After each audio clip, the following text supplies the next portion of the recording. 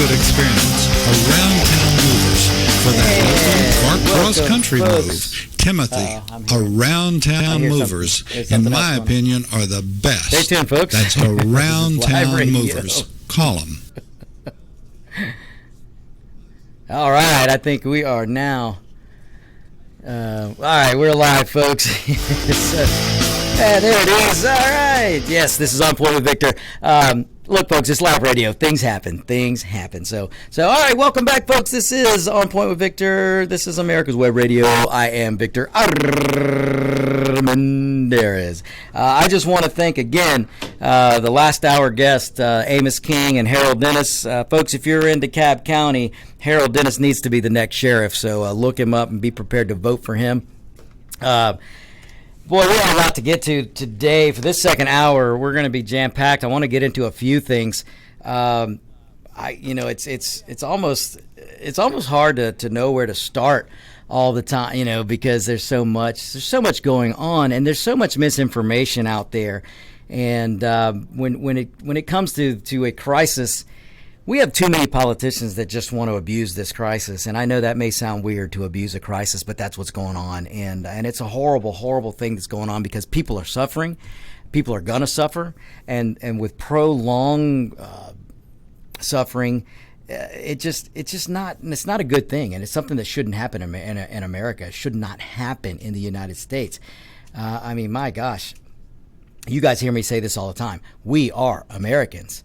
And we're going to reach a point here where we're going to have to stand up, and we're going to have to remind D.C. that we are Americans. We the people. We are a government of the people, by the people, for the people.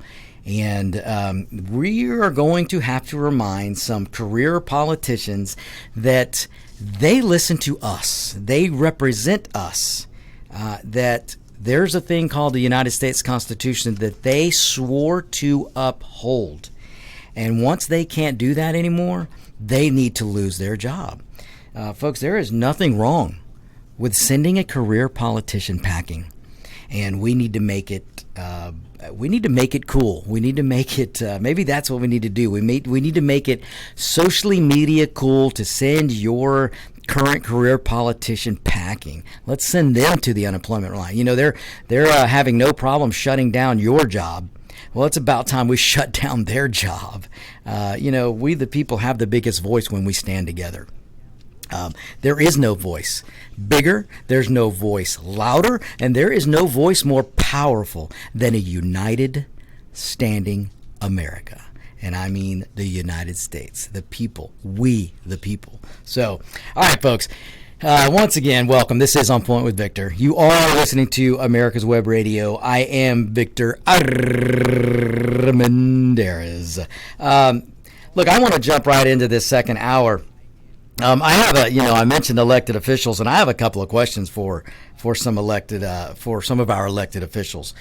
At what point are we going to hold China accountable?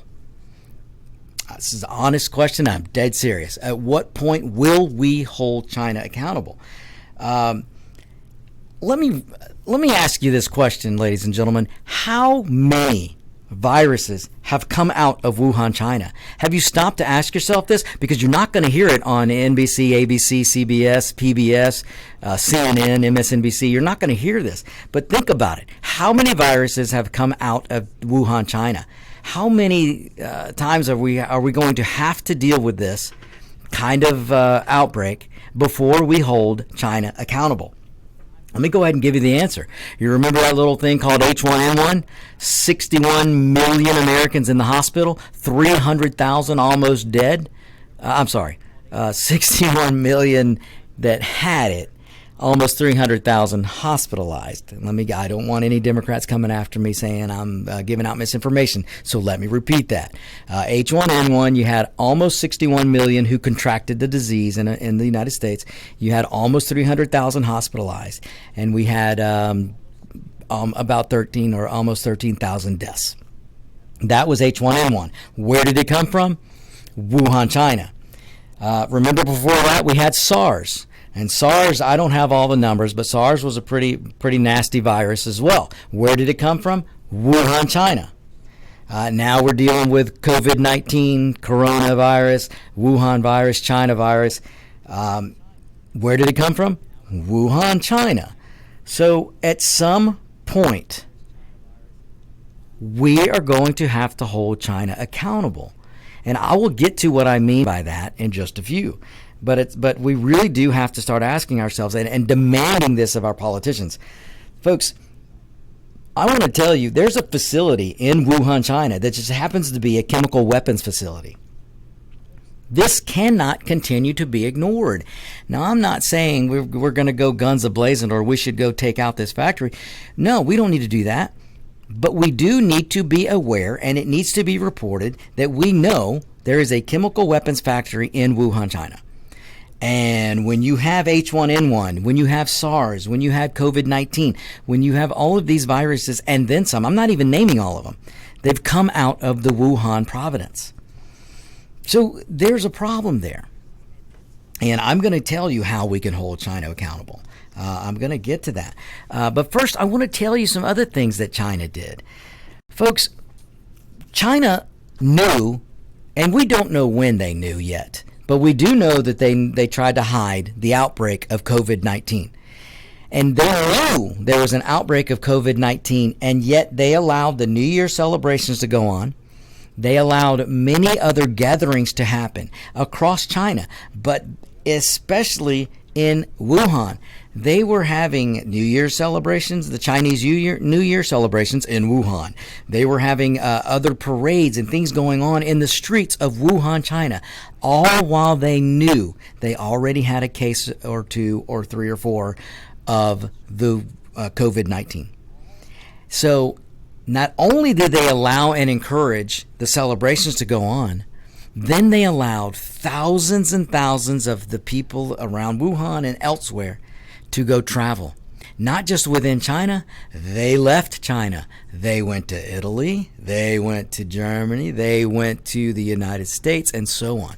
Folks, I already told you, California itself, just California, gets between 5,000 and 6,000 travelers from China in and out every single day. That's just California. New York is going to be similar. They have a ton of travelers that come in and out of New York airports and the California airports, and then and Atlanta is similar. Atlanta doesn't have those high numbers as California and New York, but Atlanta has a high. We're the busiest airport in the world, so you've got a lot of travelers coming through. Those travelers, all of that was going on while China knew. They knew that they had a pandemic on their hands, but yet they decided to cover it up as long as they could. And then when things were clearly out of hand, then they started putting down at least in China, they put down the strong arm of the Communist Party because you have to protect the elitist. And then they let the world know. But there's folks are still not allowing any help from the United States in there. That we have the best of the best, but China doesn't want anything to do with that. But the damage is done. The damage is done. They've allowed all the traveling to go on when they were trying to hide this outbreak.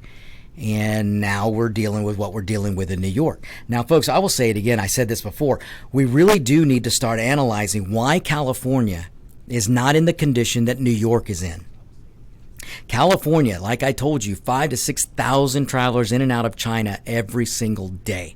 That means they were coming in before November, during November, in December, and in January when we finally figured out what was going on.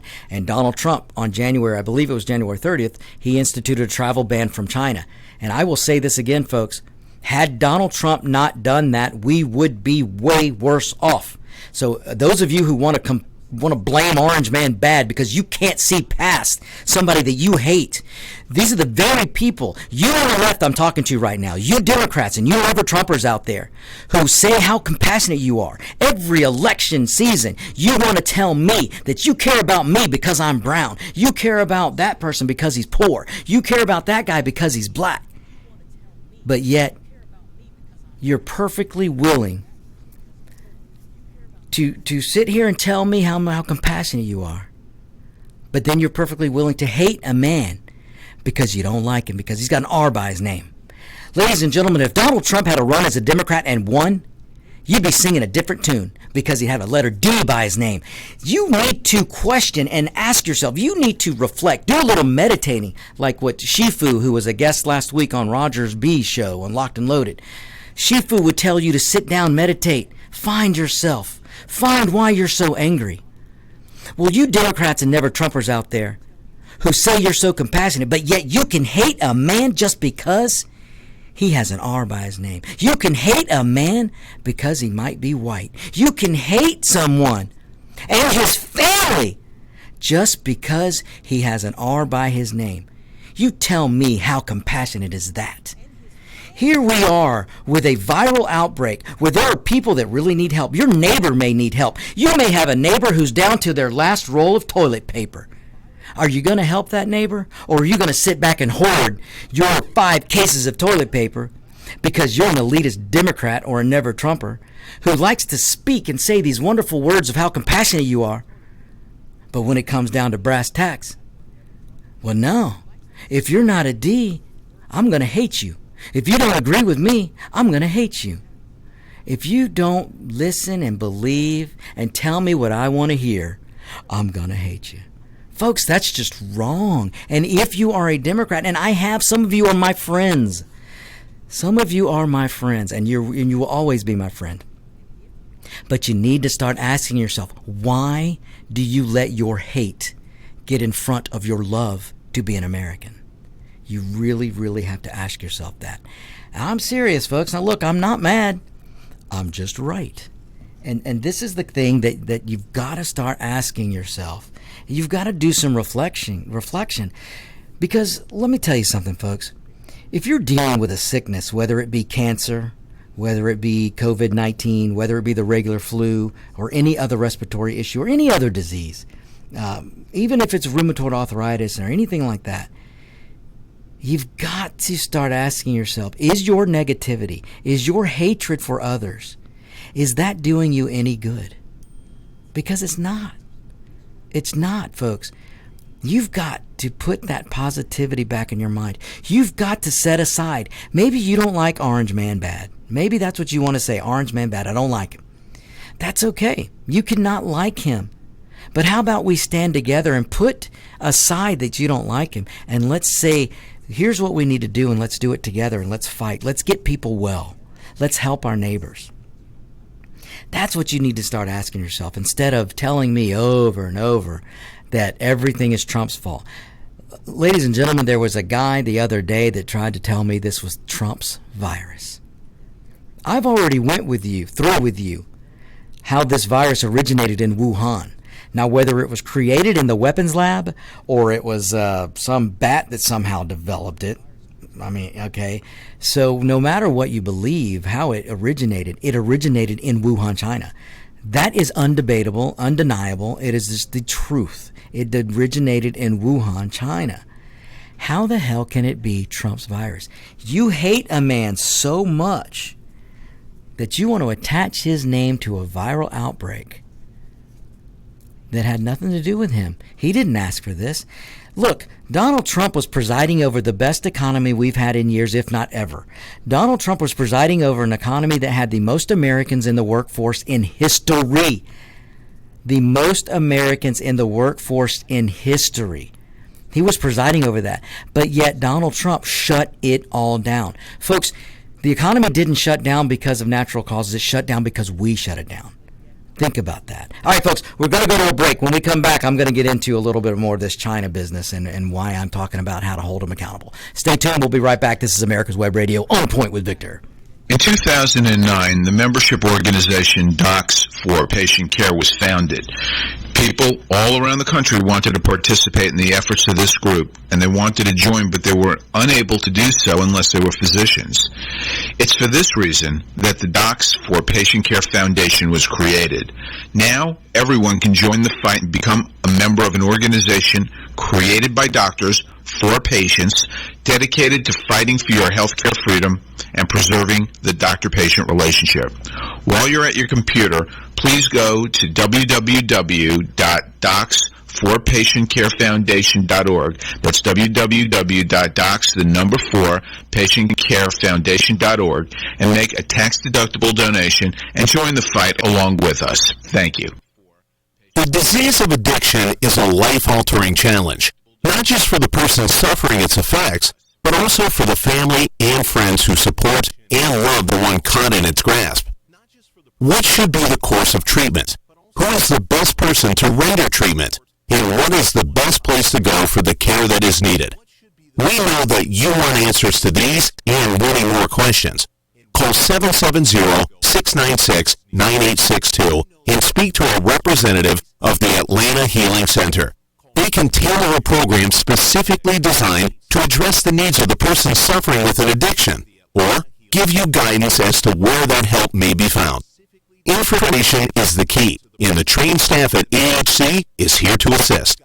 If you wish, you can also get more information on the website located at www.atlantahealingcenter.com. You're listening to America's Web Radio on the AmericasBroadcastNetwork.com. Thank you for listening.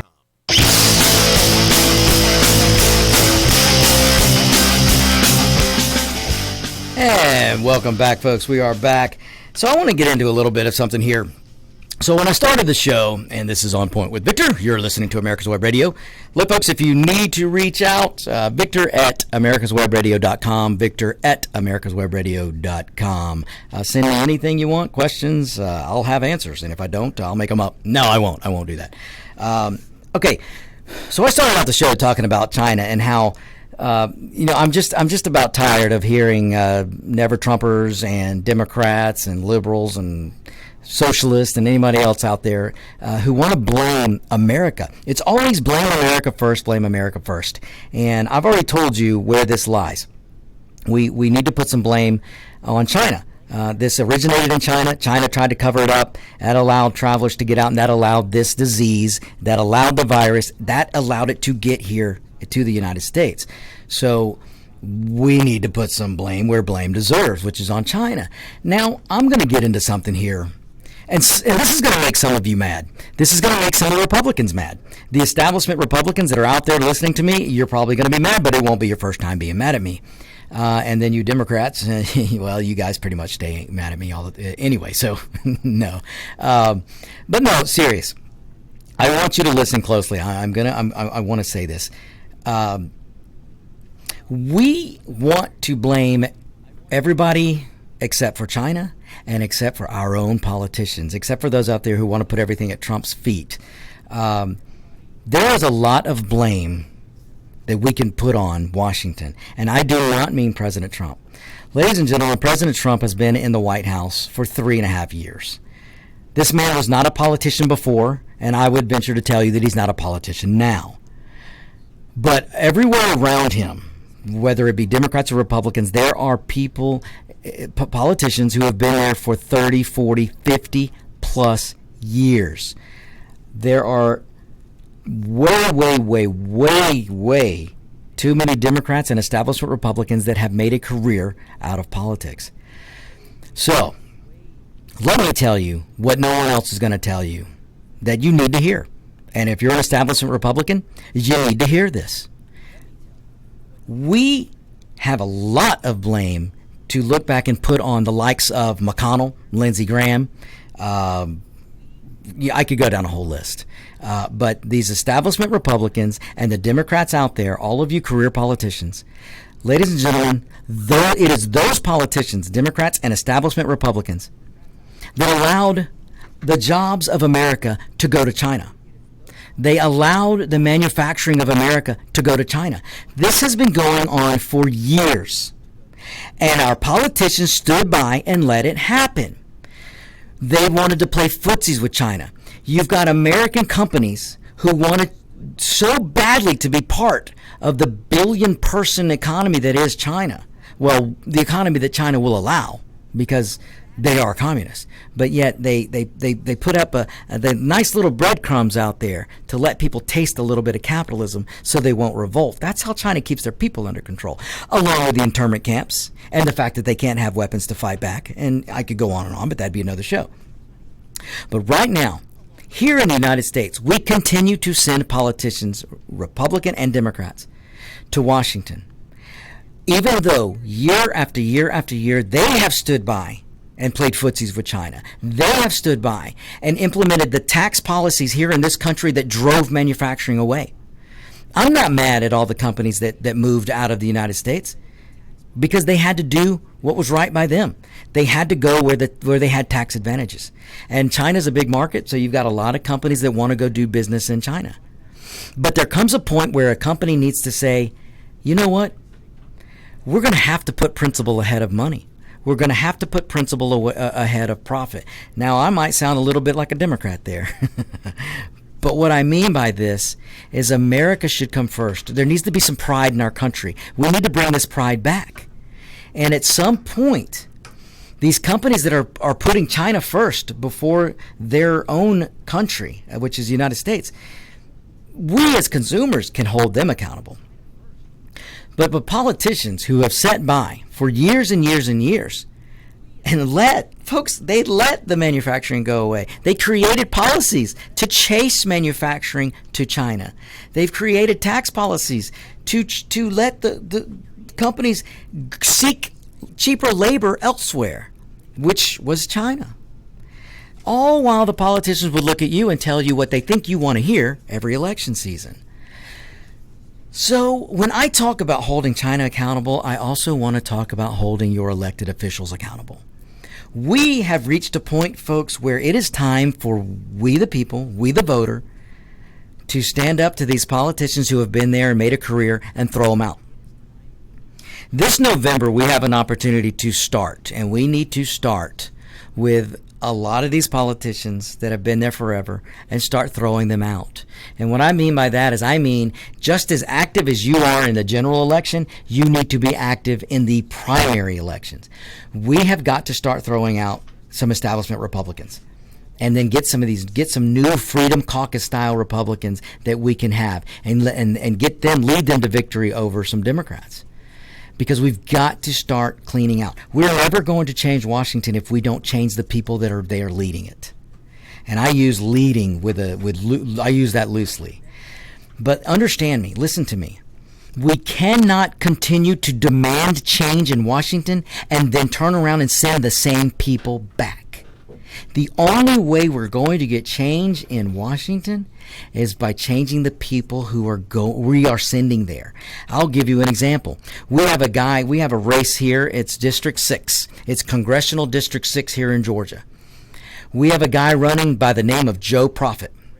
Now, Joe Profit's a businessman. He's never been a politician. And he's running against an establishment Republican by the name of Karen Handel. Now, look, I don't have anything against Karen Handel. I've known her. She's a very nice lady. But I'm sorry, she's already been elected. She had her chance. She got a little complacent, and she lost. She lost to a no-name Democrat. I don't like that kind of complacency. That kind of complacency screams establishment to me. So it is time to send someone new, like Joe Profit. So this needs to happen throughout the country. Lindsey Graham, it is time for you to pack it up and go home. I am so tired of listening to Lindsey Graham. Lindsey Graham go on Hannity and go on any station that he can. I'm tired of him telling me what he's going to do. I'm tired of him telling me that I'm going to hold everyone accountable that accused Kavanaugh. I'm going to hold Adam Schiff accountable because he lied. I'm going to hold people accountable for going after Trump. I'm going to hold the FBI accountable. I'm tired of Lindsey Graham looking at me through the camera lens of a TV show, and I'm tired of him telling me, the FBI was wrong. There was a coup. There was a silent coup. I'm going to drag them to the halls of the Senate, and we're going to get to the bottom of it. Folks, he has said all of these things. But what has he done? None of it. None of it. He hasn't dragged the first FBI agent, the first deep state person. He hasn't pulled them at all. None of them he's pulled to the Senate.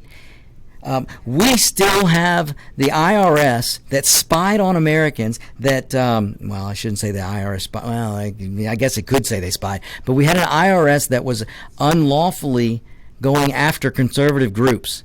We haven't done anything about it. Lindsey Graham hasn't pulled anybody to the floor. Lindsey Graham said he was going to get to the bottom of Hillary Clinton's emails. Lindsey Graham hasn't called anybody. He hasn't subpoenaed anyone. No action, folks. Nothing but words. Well, I'm tired of those words. Because you know what Lindsey Graham has done? Every chance he gets to vote for a spending bill, Lindsey Graham is there. Every chance he gets to vote for some kind of amnesty, Lindsey Graham is there.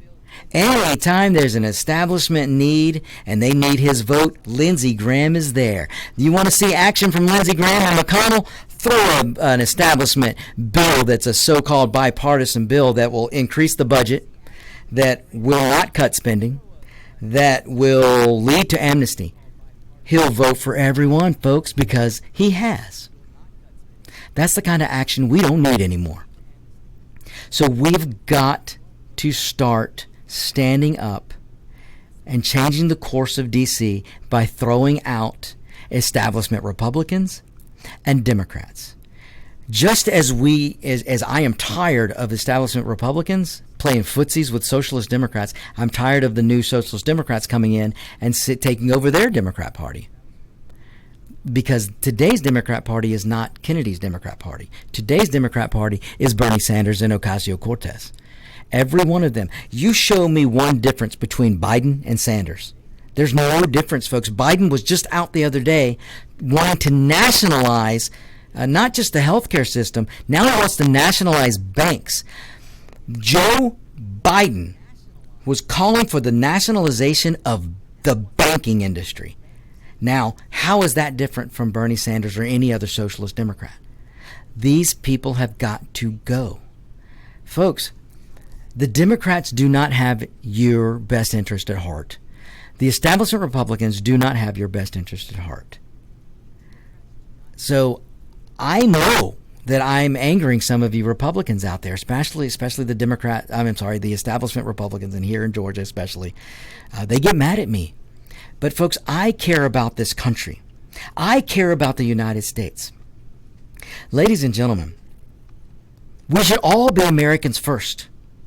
By the grace of God, I was born here in the United States. Because the United States welcomed my father to this country as an immigrant and allowed him to become what he could be, all he could be, and then allowed me to be born in this great nation. That I put first. I will always put this country before the letter R. I will always put this country before the letter D.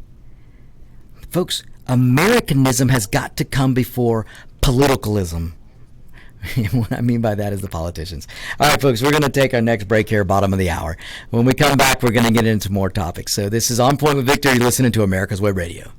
If your health insurance premium is more than your mortgage, Ellen Deal with Ideal Solutions is here to help.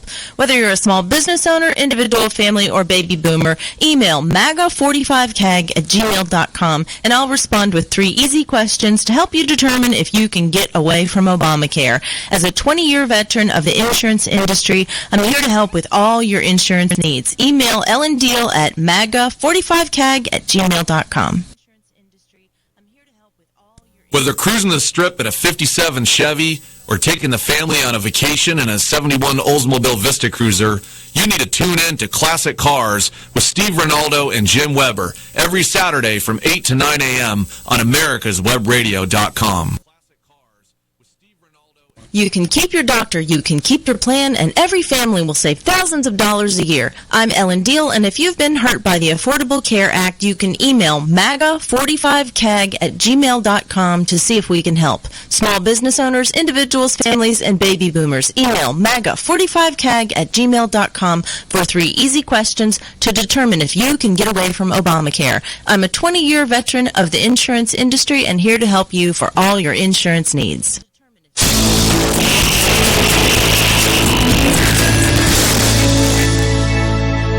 This is America's Web Radio.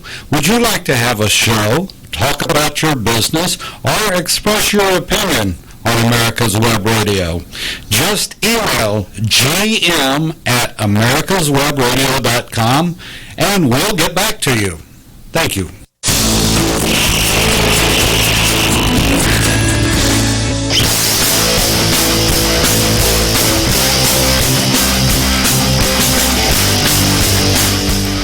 Welcome back, folks. folks, we are back. This is On Point with Victor. I am Victor Armendariz. Okay, folks, look, I am dead serious. The next conversation you have with your family, your friends, ask them, when do we hold them accountable? And I mean politicians. When do we hold them accountable? Democrats and Republicans alike. When do we hold them accountable? Let's come together. Instead of wanting to argue with your friends about Orange Man bad, and instead of wanting to put blame on a virus on our politician, instead of wanting to put blame on Trump for everything, let's come together as Americans. Let's hold our politicians accountable. Folks, what I was getting to about these career politicians who have allowed and created policy, Republicans and Democrats alike, who have created our biggest problem here in this country is our tax policy. We tax businesses out of business. We tax people out of their homes. There was a time when one parent could be working and the other parent could be at home doing the other job, which is harder than sometimes the outside job. The job inside the home of raising your kid or fixing your house, whatever it be. There was a time in this country where you could get married and have a family, and one of you could say, you know what, I'm going to go out and work, and one of us will do the home job, whatever you want to call it. There was a time you could do that because the tax we had sort of a flat tax, and the tax was low, so you could get by on one family member's income. That's not the case today. We have taxed. I will say it again. We're taxing businesses out of business, and we're taxing people out of their homes. And what we've done and what we've allowed Democrats and Republican politicians to do is tax businesses all the way to China. So you've got manufacturing and everything that just was flying out of this country until one man had the courage to come up and say, you know what? We got to stop. We got to unleash America so Americans can do what Americans do best. Use their ingenuity to come up with products and services that people want. And those products and services can originate in the United States. And all you got to do is change the tax policy. Now, if there is one complaint, people ask me all the time, what's one problem you have with Donald Trump? Well, I'll tell you what problem I have. One problem I have with President Trump is he hasn't attacked the tax system hard enough yet. And now I'm hoping that this is his next term, that he leads with completely changing and redefining our tax system. Because if he tackles the tax system, accomplishing what he accomplished in 3.5 years is absolutely amazing. And what he could turn that into for his next 4 years, just by changing our tax system, is, folks, I can't even tell you the records we would hit. But that's going to allow manufacturing to come back. That's going to allow the American ingenuity to go crazy. And then families, households can decide, do we both want to work or do we want to have one person working outside house? I mean, you'll have all the decisions, but it'll be your decisions. Because in this country of freedom, it should be your decision.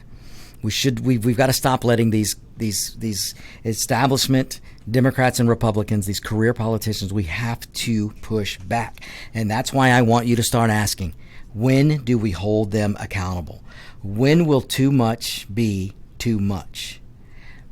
At what point will you be sick enough to throw them out? The biggest problem we have in this one of the biggest problems we have in this country around voting season is too many of us go, well, my guy's just fine, but your guy sucks and he's got to go.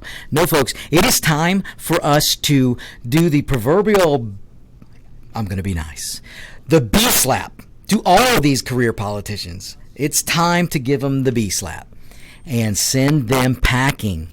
There is nothing better we could do than to send a lot of these politicians out. Look, these people are going to be fine. Joe Biden has become a multi-billionaire off the backs of the taxpayer and his dealings, his little secret deals with China and the Ukraine. Bernie Sanders has never had a job in his life, but he's a multi-millionaire because of politics. These folks are going to be fine. Send them home. Retire them. They've made so much money off of you, they'll never have to work again. And their kids are never going to have to work because of the way they have secured so much power and money for themselves off the backs of you, the taxpayer. So don't worry about throwing them out of office, folks. Don't worry about it. Now, if you take your eye off this political ball of what I'm talking about, holding them accountable, if you take your eye off of this, then you might as well say hello to the new Green Deal. You might as well say hello to the Green Deal.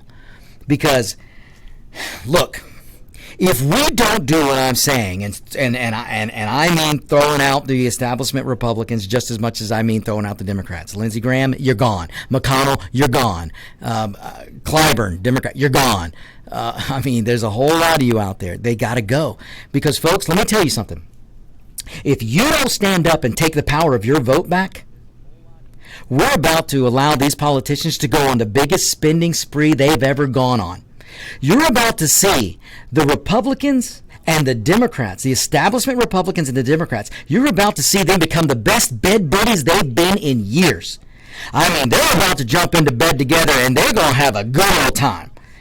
Because they're about to get together and spend, I mean, upwards of $10 trillion or more if you sit back and allow it to happen. Both of them, the establishment Republicans and the Democrats, are going to get together and sing the praises of bipartisanship at the expense of you and me and your kids and their kids and their kids to come. Because we are $23 trillion plus in debt already. And they're about to go on a spending spree to the likes you've never seen. Folks, 8 years of the Obama administration gave us $10 trillion in debt. You're about to let your politicians give you $10 trillion plus in 1 year. 1 year. How are we going to withstand this, folks? We cannot. So if you don't take the power of your vote and start sending these guys, look, the establishment Republicans can't wait to spend just as much as the Democrats.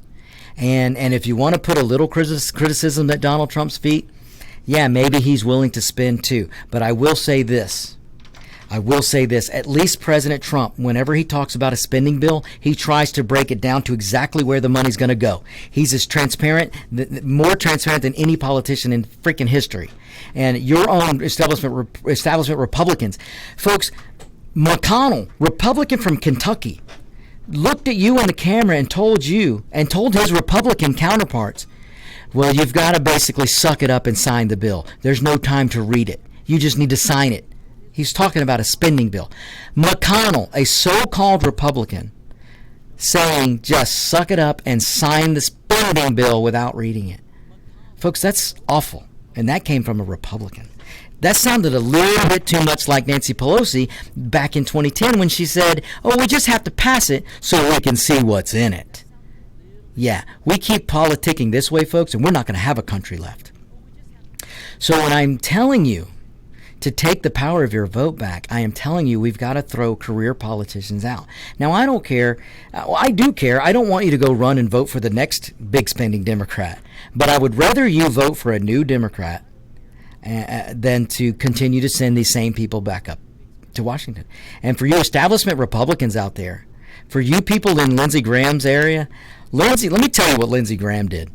Lindsey Graham did his Kavanaugh, and look, I will commend Lindsey Graham when he deserves it, and he did a good job, and he's done a good job speaking against the deep state. But there's no action there, folks. There's no action, and the reason why Lindsey Graham stood up and did his little dance was because he was trying to stave off a primary challenger, and I think he may have succeeded. And shame on you people in South Carolina, if you're going to allow Lindsey Graham to trick you again so that you'll nominate him and won't put somebody up against him, and then he'll cruise to another victory and another 6 years. Another 6 years. Folks, we can't afford another 6 years from the likes of Lindsey Graham and Mitch McConnell and half the other Republicans that are up there.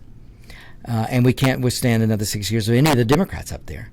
If you're in New York and you send Schumer back, folks, you've got to really, really, really start asking yourself if you even care about yourself or your family, if you're going to stand by and send Chuck U. Schumer back to the Senate. You folks in Utah, if you send Romney back when he's up for re-election, then I don't know if anything can help you. I just don't. But folks, let me tell you what I mean by this. You're about to see the two parties come together, be the best bed buddies they've ever been, and spend. They're going to spend your life away.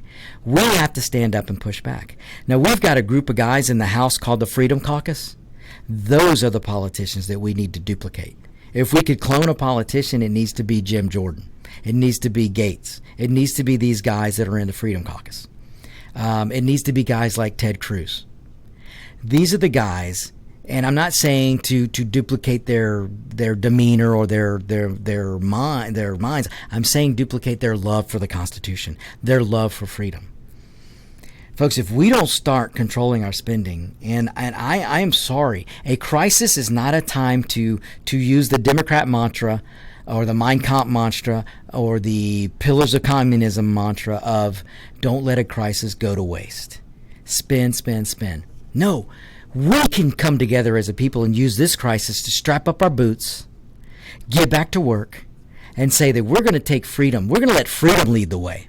We're going to go back to the Constitution. We're going to go back to the 10th Amendment, where the states need to hold most of the power, not the federal government. We need to refine the United States. Yes, we do. But we need to refine it back into the days of what the Constitution intended.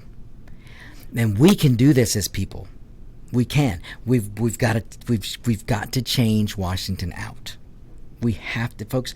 I just can't say it enough. I know maybe I'm starting to sound a little repetitive, but we've got to get to this. We've just got to, because if we don't, they're going to spend your life away. They're going to spend your country away. Folks, in this time of crisis where you've had to buckle down at home, you've had to really look at your budget because many of you have lost your jobs. You're having to look at your budget and go, okay, I really have to budget because I don't have a lot of money coming in right now. Well, folks, the federal government needs to do the same. They represent us. It is constitutionally mandated that the federal, the feds, the Washington, D.C. has to have a federal budget every year. Folks, I don't know when the last time we had a budget.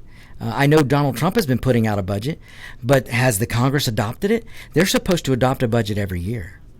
And it is time for us to look at this budget and go, we're not bringing in money. Hey, look, your federal government shut down the economy. So they're not going to have a lot of tax revenue coming in right now. So it's time to, just as you and your family has to sit back and go, okay, we've got less money coming in, so that means less money is going to go out. Well, right now the federal government's got less money coming in, so by golly, they need to have less money going out. Now, I don't mean that we're not going to help people, because I mentioned it before, and what's happening today with the Wuhan virus and shutting down the United States economy, we shut down the United States economy. We did not have an economic crisis shut down the economy. We didn't have bad policy that shut down this economy. No, we as a country shut down the economy so we could kill a disease or escape or get a disease under control. So by the government mandating a shutdown of the economy, that government should be responsible of helping the very people they put out of work. So as much as I want to be and control and cut spending, I am totally willing to and tell you that we need to, at this time, spend some money, but it needs to go to the people who need it.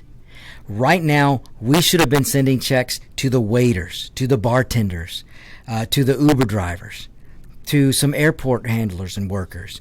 Money needs to be going to these people, these individuals. Money needs to go to the individuals, these people who don't have jobs anymore because we shut down the economy. Money doesn't need to be going to a freaking museum. Money doesn't need to be going to the Smithsonian. Money doesn't need to be going to the Kennedy Center. The Kennedy Center. Money does not need to be going to all these Democrat programs. And I mentioned all those things because millions of dollars went to those programs because of Pelosi and that bill they just signed, the true $2 trillion bill. No, folks, money needs to be going to the Americans that need help the most. All right, folks, you stay tuned. We will be right back. This is On Point with Victor, America's Web Radio. Get your pen and paper ready. If there's a move in your near future, I'm here to tell you that the folks I used and now recommend is Around Town Movers. Timothy and the guys recently moved me, and I am and was totally satisfied with a sometimes not so fun experience moving. Call Timothy at 770-378-4708 and make it a good move and a good experience. Around Town Movers for that local or cross-country move. Timothy, Around Town Movers, in my opinion, are the best. That's Around Town Movers. Call them. Hello, I'm Dr. Mike Kurichak. Have you ever wondered what doctors talk about amongst themselves? If you do, join us on the Doctor's Lounge and hear the doctors' conversations amongst themselves. Join me and my co-host, Dr. Hal Schurtz, every Thursday morning, 8 to 9 a.m. This is Daryl Pullis inviting you to listen to America's Homegrown Veggie Show right here every Saturday morning at 10 Eastern Time. Great guests, great tips, and valuable information about growing your own vegetables, fruits, and herbs. You're listening to America's Web Radio on the AmericasBroadcastNetwork.com. Thank you for listening.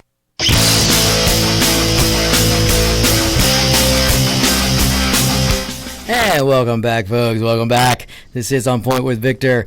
Okay, I want to move a little bit here, and I want to talk about messaging. I want to give the Republicans a little bit of advice, especially you establishment Republicans out there. We, for 3 years now, we the talking point has been the economy. And it's been great. We reached a point where we've never reached before. The most Americans working, the most Americans in the workforce. That's a record. The lowest unemployment for Black Americans, the lowest unemployment for Hispanic Americans, the lowest unemployment, I believe, for women. More jobs. We had, before the virus hit, we had 7 million unfilled jobs in this country. But in 2 months, it was destroyed. In 2 months, everything we've gained in 3.5 years. Now, let me put this in perspective, folks. This virus almost put us back to when Obama left office. Now, for those of you out there who didn't want to give Trump's policies credit for this economy, and you wanted to give Obama credit, where's Obama taking credit now? He's nowhere to be seen. Where are the Democrats? Where's CNN trying to take credit for the economy now, or give credit to Obama? They're nowhere to be seen. Why isn't Obama taking Biden taking credit? Nowhere to be seen. Folks, in 2 months, we put ourselves back to when Obama left office. And that includes the stock market. The stock market was very, very close to being down to where it was when Obama left office. So let me put this in perspective for you. When Obama left office, the stock market was down around 18,000 or just over 18,000. In 3.5 years, we were over 29,000. That's what a rocket ship our economy was. And again, I'm going to say, I've said this before and I'll say it again, the Wall Street is not the say-all, end-all for a good economy, because you can manipulate and do things with spending like quantitative easing, which is what Obama did for 8 years, which is why he got to 18,000. But that's a whole other show. So, but we went from 18,000 to 29,000, and then in 2 months we went right back down to 19,000. So we were very close to going down into Obama territory when he left. So, folks. And now you've got Democrats cheering a bad economy. I have friends of mine out there who are cheering, if the economy gets bad enough, maybe we can get rid of Orange Man bad. Now ask yourself, if you're a compassionate Democrat, you are cheering for Americans to hurt and have economic pain because you want to get one man out of office that you don't like. That's horrible, folks. Horrible. So let me get back to what I was saying. So here we are. In 2 months, we've erased the gains from 3.5 years. And what I'm getting at, folks, and what I want the Republicans to understand is you've got to get back to campaigning on principles. You can't just campaign on economics. You can't just go into the Hispanic community and come to me and say, economics. That's why you got to vote for a Republican, economics. You can't go to the Black community and say, economics. That's why you got to vote for Republican. Because then it looks like that's the only reason we need to vote for Republicans. And that's not so. But your messaging sucks. So if you're a Republican out there, if you're an establishment or Freedom Caucus, whatever Republican you are, an independent, listen to me and listen to me well. We've got to get back to campaigning on principles. We've got to get back to campaigning on America. Folks, the Democrats cannot campaign on the foundation of America, the United States, but the Republicans can. It was republicanism that was about lower taxes. It was republicanism that wanted to put guns available to the black Americans so they could fight off racist people. It was the Republicans that fought for the civil rights. It was the Republicans that joined with Lyndon B. Johnson and passed civil rights. The Republicans have a lot of ground to stand on, but they're not standing on it. They want to just talk economy. Well, what happens now, folks? Now we've lost those gains. Now we've got to go into an election season. We need more than just the economy. And when I say we, I mean we who want to stand for the United States. And if you're a Republican, if you're an establishment Republican, you darn well better start getting back to your conservatism, because conservatism is what is going to build this country and get us out of this mess. And what I mean by that, you've got to campaign on the greatness that is the United States. Freedom and liberty are two words that need to be in every candidate's mouth. Every candidate's speech, if they can't say the word liberty and freedom at least 10 times, then you need to walk away from them and find another candidate. We need to be campaigning on the greatness that is the United States. We can campaign on what it means to be frivolous. What does it mean to cut spending? What will it mean for this country to get the budget under control? What will it mean to get the debt under control? What will it mean to strengthen the family unit? What will it mean to put schooling in the hands of the people and not in the hands of the state? And what I mean by that is the federal government. What will it mean when a family unit can stay together because there's more opportunity out there in the country? What will that mean for the people of this country? That is the messaging that needs to be coming out of the Republican Party. If you're a Republican and you're telling me that you're the party of freedom, you're the party of liberty, you're the party of individualism. Individualism is word number 3, that if you don't hear from a Republican candidate, you need to find another one. But where is the messaging? Where's it going to go, folks? And it can't just be the economy. Now, look, this economy is going to come rocketing back, and I can tell you that with confidence because the economy did not fall because of bad policy. The economy faltered because we shut it down. Now, I can go back and show you numbers of the previous 8 years. That was bad policy. We had the most people out of work. We had the highest number of Americans out of work. We had record people joining the food stamp program. That was under the previous administration. That was bad policy. What has happened in the last 2 months to this economy is not because of policy. It's because we shut it down because of a virus crisis. So we're going to rock it back. We're going to rock it back. But we cannot go into November with just the message of economics. We have way more than that on our side. We have the founding of this country. And again, if you can't put a message, if you're a Republican candidate and you can't put a message together of freedom, liberty, and individualism, if you can't talk about family unit, if you can't talk about a family having the freedom of religion, and yes, I said it, talk about freedom of religion. If you can't talk about that, then you need to reassess your campaign.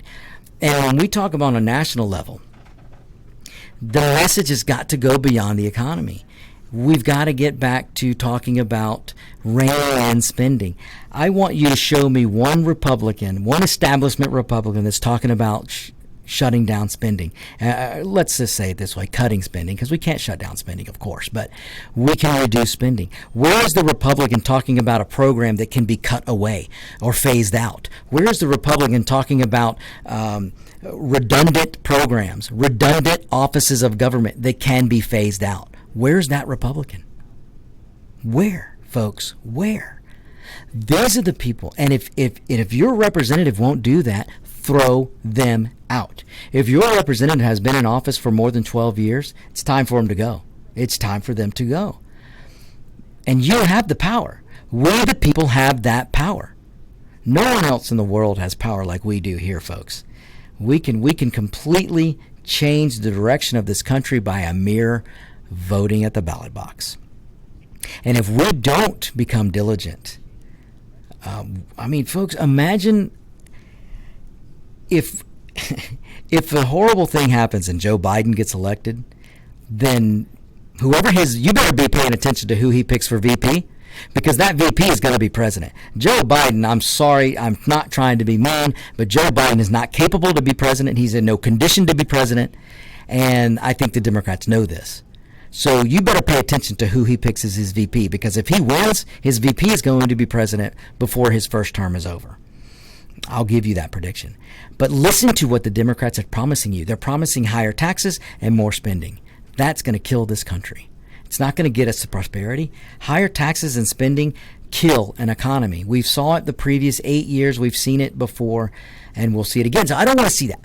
And I don't think that's going to happen. Like I said, this economy is going to come roaring back.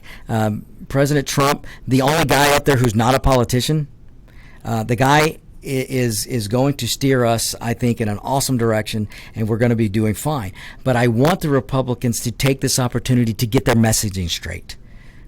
You know, Donald Trump is out there talking about an infrastructure bill. You know, he has a great point. He has been talking about this for years. This is nothing new from Donald Trump. So for those of you out there who are getting mad because you're thinking Donald Trump wants to spend dollar for dollar what the Democrats are saying, look, I give the man credit. If we're going to go spend trillions of dollars, then that money needs to go where it's going to matter the most instead of to programs. So if Donald Trump puts together an infrastructure bill, it's not like we don't need it, folks. Count the potholes you hit on your drive home. If you're in New York or New Jersey, folks, look, I was up in New Jersey for a little while, and I tried to ride a freaking motorcycle, and riding a motorcycle in New Jersey, it's bad enough that you got to dodge drivers. You got to dodge potholes the size of freaking, they're the signs of holes that would be left from an IED. You can drive around in many, many states and see way too many potholes, dilapidated bridges. So I understand what Donald Trump's talking about when he comes to this infrastructure bill.